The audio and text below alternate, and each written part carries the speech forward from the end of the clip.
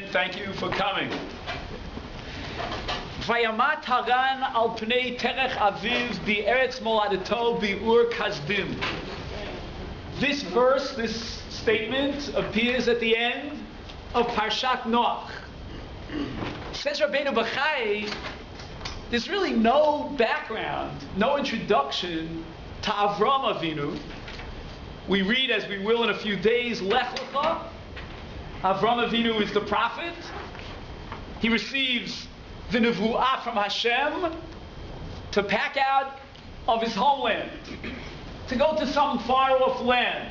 Ha'aretz ha'sharek. Says Rabbeinu Bachai, where do we ever find anywhere in Tanakh a Navi, a prophet who appears on the scene without any introduction whatsoever? There's got to be some introduction. God just doesn't choose anyone out of a hat to appear to him, reveal to himself to him. There must be some sort of indication as to why this person, this individual, deserves prophecy. The halakha requires that a person doesn't receive a revelation from Hashem unless he has proven himself. He has achieved certain goals and qualities. So who is this Avraham Avinu about which we're going to read Lech Lecha mi'aretzecha mi'moladecha? Says Rabbeinu Bachai, the introduction, the background, the only way we can appreciate who this Avraham is and why he receives his nevuah, his prophecy, is inherent in this very pasuk, which at the surface of it is a kind of uninteresting tidbit. You know, Avraham had two brothers. One was Nachar, the other was Haran. And one of them died in the presence of Father Terach. Vayamat Haran al pnei terech aviv. What great message lies in this pasuk that seems on the surface of it to be so uninteresting, a historical tidbit that we would pass over without even taking cognizance of it. And if you take a look at Rashi, which may appear as your third source, bet, Rashi says, Al Pnei Terech Aviv B'chayei Aviv. Rashi says that the Torah connects Haran's death to Father Terach because it was Terach who brought about an entire series of events that led to the death of his son Haran. And Rashi goes on in the name of the famous Medrash. These are the source sheets for anyone who joined us. I need a table, which I don't have, but we could put the source sheets on the table. Terach was the one, as we all know, and we know this from our childhood based on this Rashi at the end of Parshat Noach, who was an idol seller. That's how he made his business. I guess there are different ways of making a buck. In Terach's case, he sold idols. And of course, we know the story, without going through the details, Avraham Avinu eventually destroys the idols. As a result, Terach brings his son in front of Nimrod. It was a kind of state religion. Nimrod represented the idol worship in his time. And Nimrod engages Avraham in an entire ideological, philosophical debate about divinity. Avraham Avinu professes a belief in monotheism. This is antithetical and undermines the very state religion, as we said, of Nimrod. As a result, as we all know, Nimrod casts Avraham Avinu into the Kivshan Ha'esh, the great furnace. Says Rashi, what happened to Haran on the third line? Haran Yoshev Omer B'libo, Im Avraham notzeach, ani mishalo. Im Nimrod notzeach, ani mishalo. Ukshenitzol Avraham, Amru lo laharan mishal mi'ata, Amar lehem Hagan mishal Avraham ani. Haran takes the side, identifies with his brother Abraham, who was saved from the furnace, from the hot fires. Ishlichu l'kivshan ha'esh. Haran likewise was thrown into this hot furnace. V'nisraf. Unlike Avraham Avinu, he dies. V'zeu ur kasdim. This entire episode in years is implied in one word, the word Ur. Ur is not the name of a place. It's not a geographic identification or refers to the fires. The location was Kasdim. In the fires of Kasdim, that's where Haran died. And why did Haran die? Because in truth, Haran was not a believer. He did not deserve to experience that miracle that Avraham did deserve. Haran then, according to Rashi's version and presentation of the story of Kivshan Ha'esh, dies because of his lack of faith in the one God. However, if you take a look at the first source on your page, this is Targum Yonatan ben Uziel, although he, like Rashi's Medrash, presents the vision of monotheism, of Avraham Avinu being tested for the great sacrifice of being thrown into the Kivshan Ha'esh, the story about Haran changes a little bit. A slightly different version. True, even according to Targum Yonatan, Haran was in doubt, vacillating as it were, back and forth about whether to accept Abraham's belief in one God. But then what happens? And this is on the third line in Targum Yonatan, Shekol ha'amim shayusham. Apparently this was a public, there were many, many spectators. The nations of the world were there. This was a real public event. Ra'u shalosh shalta ha'esh b'Avram. They all beheld this great spectacle of Avram surviving the hot flames of the furnace. So what did they think? And according to the version of Targum Yonatan, Amru b'libam, they said in their hearts, Halo Haran, achiv shel Avram, nechashefu. There was a great belief in sorcery at that time. Oh, Haran is the sorcerer. V'hu lachash le'esh, he must have whispered something to the flames. Shalom sarfo, cooling down the hot fires, and therefore Avram was saved. No longer can we claim that this great moment of Avram's being saved from the hot flames of the furnace was a testimonial to the belief in one God. It would seem at this point the entire endeavor is doomed to failure, because if the people are going to attribute Avram's being saved to the powers of sorcery of Haran, his brother, everything is lost. Miyad nafla eish min hashamayim v'sarfa. Then the flames came down from the heavens and burnt Haran. So how did Haran die? According to Rashi, how did Haran die? He was thrown into the flames. According to Targum Yonatan, how was Haran died? Because of fire that came down from the heavens. Why did Haran die? According to Rashi's Medrash, why did Haran die? Because he wasn't a believer. According to Targum Yonatan, why did Haran die? What was at stake? Phil, because otherwise the whole endeavor would have been lost. This was a matter of knocking nails. This was a matter of clinching the whole episode to prove publicly that there's one God, that Avram was indeed saved by divine intervention, and it was not a matter of sorcery. If you take a look at the later on your page, this is number Gimel, there's a slightly different version of the story of the Kivshan Ha'esh. But I just want to call your attention for 1 minute to a question that arose in my mind, and I'd like to share it. According to the version of Targum Yonatan, Haran has to die because otherwise all is lost. Otherwise everyone attributes this action, this saving of Avraham to sorcery. But yet, Targum Yonatan emphasizes one point, that Haran was not a believer. He was vacillating. He was questioning. Should I side with Avraham? Should I side with Nu?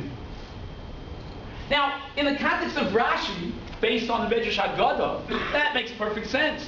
Because that disbelief on the part of Haran was indeed the reason why Haran died. But according to Targum Yonatan's version, why did Haran die? In order to guarantee and clinch the absolute testimony that this was divine intervention. So why then does Targum Yonatan need the fact that Haran was vacillating, was not committed in his belief to God. Apparently, we have to derive one conclusion. Anyone with me?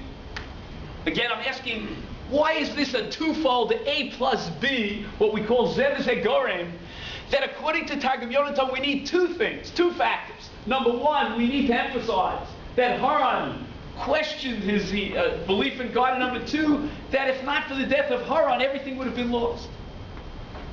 Apparently, in the divine judgment, in God's commitment to absolute justice, it would not have been tzedek, it would not have been acceptable for Haran to die in the Kivshan Eish if he were in fact a believer.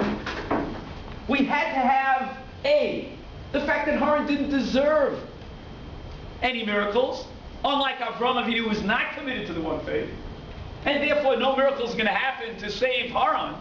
But now that no miracles are going to happen to save Haran, now the path is clear for the Almighty God to make the final decision that Haran should die in order to guarantee that the miracle achieve its goal, that the nations of the world realize and appreciate that there's one God. So again, as I emphasize, according to Targum Yonatan, it's a combination of two factors. According to the Medrash Rabbah, and this is an entirely different version of the story, and it's so fascinating to me that there's so many different versions. If you look at the end of the Medrash Rabbah, which is what number? I think Gimel, right? At the end of Gimel, and if anyone didn't get source sheets, we have more source sheets here. The Medrash testifies to the fact that they took Haran, who was questioning his belief, and they thrust him into the Kivshan Eish. What exactly happened? V'nichmeru b'nei me'ah. Does anybody know what the phrase b'nei me'ayim means? Correct, the kishtus, the innards. The innards of Haran were burnt up. Then what happened? V'yatzah. What happened to Haran after his insides were burned? He got out. He walked out. V'yatzah u'met al pnei aviv. I would say, to dramatize it, I think this is what the Medrash is saying, he literally fell into the hands of his father Terach and perished in his father's hand. This is something we didn't see neither in Rashi's Medrash nor in the Targum Yonatan, in none of the other versions. Haran actually stepped out of this burning fire. He died because his insides were burnt out. Two questions. Question number one on this version of the Medrash Rabbah. Did Haran experience a miracle? Is it physically possible, according to the laws of science of nature, that a person could be thrust into a Kivshan Eish, his innards be burnt, and yet he can stand on 2 feet and walk out of the furnace? That's question number one. Okay? I also thought it was impossible until I saw a Rambam.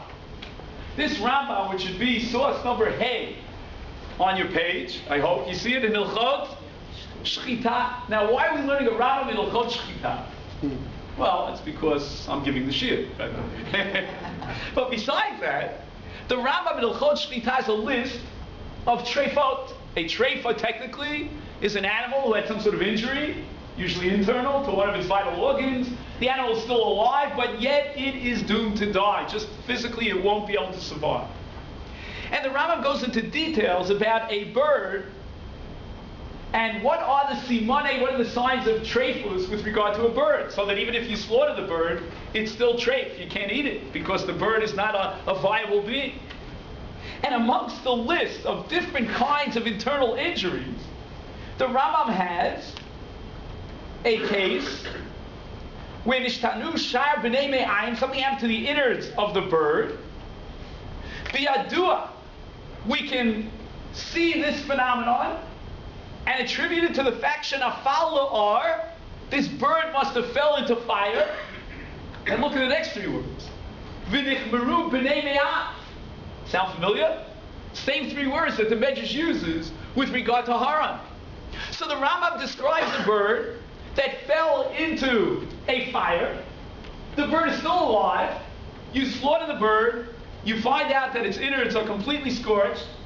You know that it fell into the fire, and therefore it's treif. But was it alive? It was alive. You slaughtered it. What do you see from this, Rambam?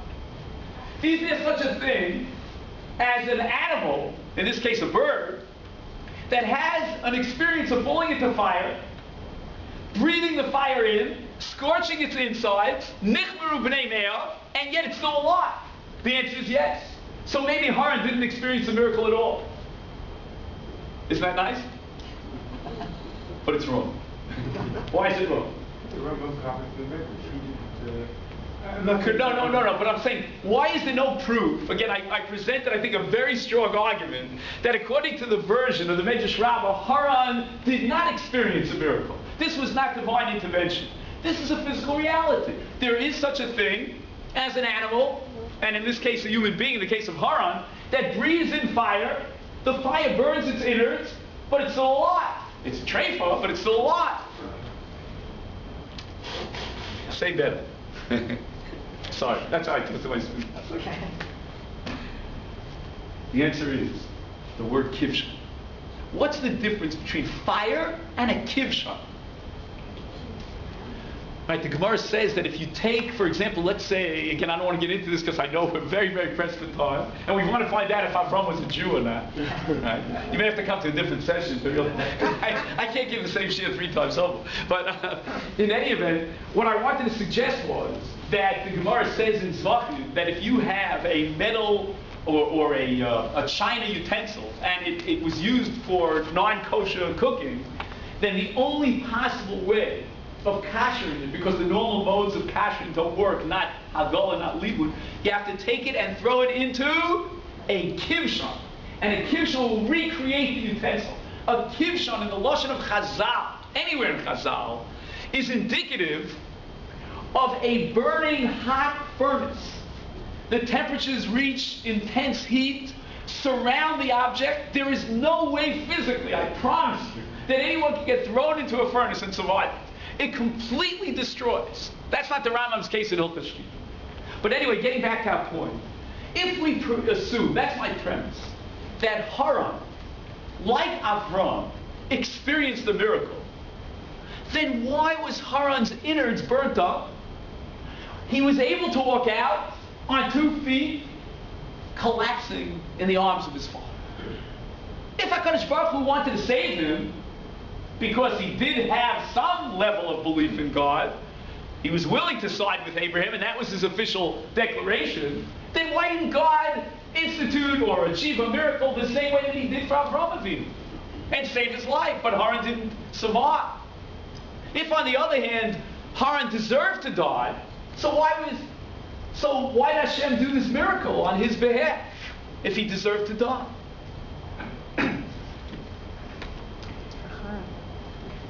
Because the nations didn't realize that he was vacillating? He was vacillating? Because the onlookers didn't realize it? Yeah, so what did it look like to the onlookers? Okay, I'm going to use the Hebrew phrase here. Mibchina chitzonit. Hadavar haya doma lema. What did it look like on the outside? Yes. No, I'm talking about Haran. Haran was vacillating in his mind. But on the outside, what did Haran declare? Who am I with? Said Haran. Avraham. I'm with Avraham. That's why. I am dedicated to belief of God.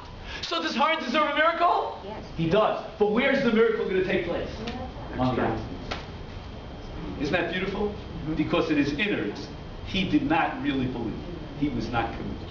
And therefore, his innards were to be burnt by the fires of the Eish. And certainly, al pi derech hateva, according to the laws of nature, he should have perished in the furnace. But he did declare his allegiance to the God of Abraham.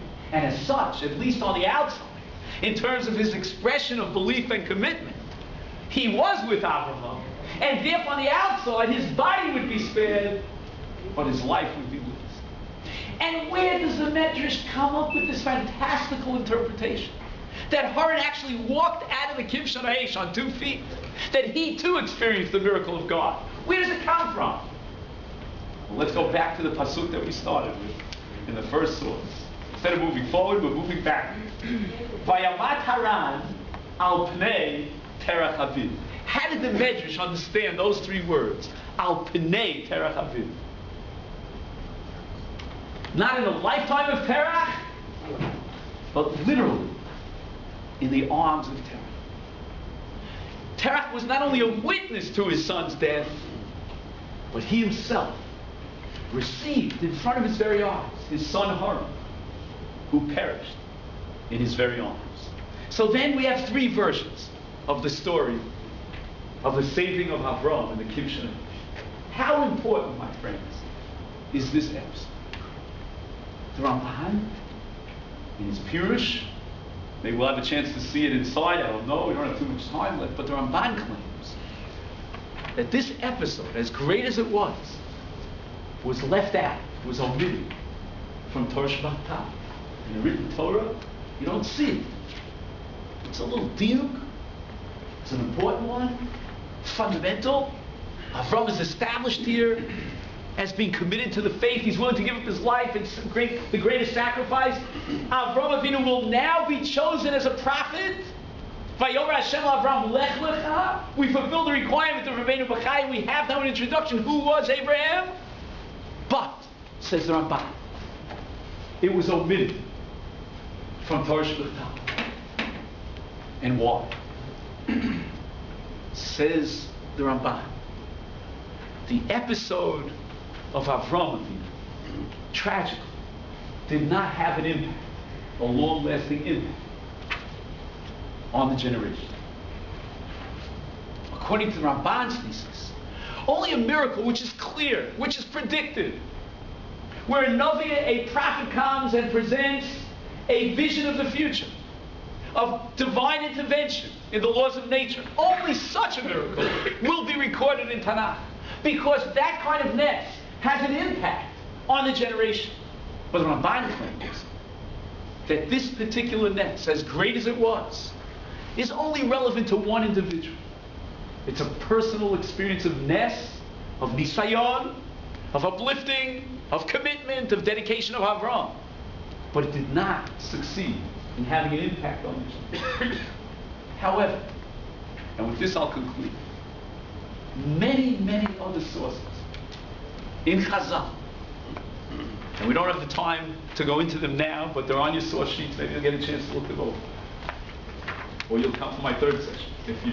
No, actually, there's so many sessions to go through. In any event, many statements of Chazal indicate that this public experience, this spectacle of miracle, had a tremendous impact on the generation. According to one statement of Chazal, masses of fathers came by holding the hands of their sons, coming closer and closer to Avraham Avinu and begging him, teach my children the belief in one God. And the pasuk later on testifies that nefesh asher asa Avraham, so many nefashot that Avraham was able to impact upon, bring them together with him, uplift them with belief in monotheism. This was the great Avraham Avinu that, according to the Rambam at the beginning of Hilchas Avodas Kachavim, had hundreds of thousands of disciples. The base Avraham.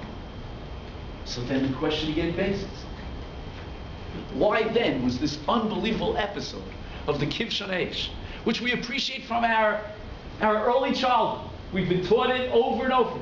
Why was it left out from Torah Shabbat? And perhaps there are many different ways of going, but one way is to suggest that the Torah wants us to connect both Torah Shabbat with Torah Shabbat. It's very important that in the formation of Klal Yisrael, Avraham Avinu is the first Jew.